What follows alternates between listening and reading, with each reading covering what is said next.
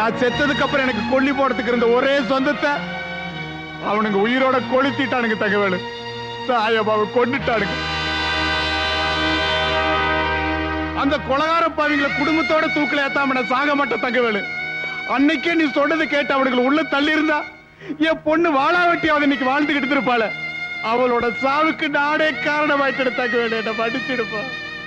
தாயம்மா என் தங்கச்சி மாறி அவ எங்க இருந்தாலும் நல்லா இருக்கணும்னு சட்டத்திட்டத்தை பத்தி கவலைப்படாம லட்ச பணத்தை கொடுத்தி தங்கவேலு. அந்த பணத்தோட நாங்க போட தங்கவேலு.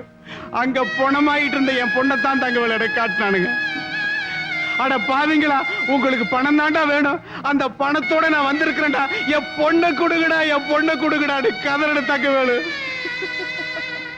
என் கண்ணு முன்னாலேயே என் பொண்ணை வச்சு எரிச்சுட்டானுங்க தங்கவேலு. காலம்பூரா என் பொண்ணை வச்சு காப்பாற்றுவாங்கன்னு தகவல் அவன் கையில என் பொண்ணை பிடிச்சு கொடுத்தேன்.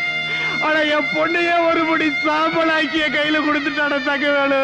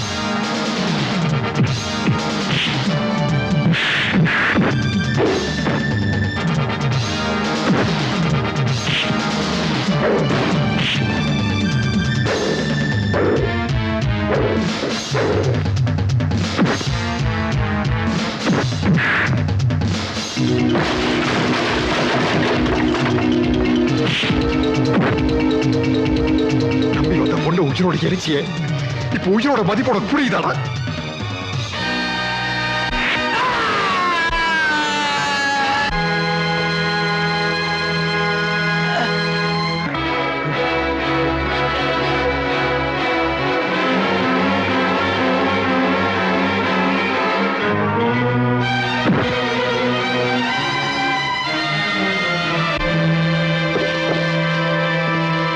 அடிச்சு கொண்டாங்க. எது வந்தாலும் கோர்ட்ல பேசிக்கலாம். இது கோர்ட்ல பேசுற விவகாரம் தான். ஐயா, இப்பவும் சூலூர் கவண்டம்பாளையம் ஜமீன்தார் துரைசாமி கவுண்டர் எழுதி கொண்ட பிராதி. என் ஒரே மகள் தாயம்மாவை அவளது கணவன் பெரியசாமி மாமனாரும் மாமியாரும் கொடூரமாக கொலை செய்துள்ளார்கள். கற்பனை பெண் என்று பாராமல் அவளை கதற கதற உயிரோடு எடுத்து கொன்று விட்டார்கள். கற்பனை போன்ற கதற கதற கொண்டுட்டு என் கல்யாணம் பரதேசி தாய இந்த தாயத்தை நாங்க கோர்ட்ல போய் சொல்லுமா?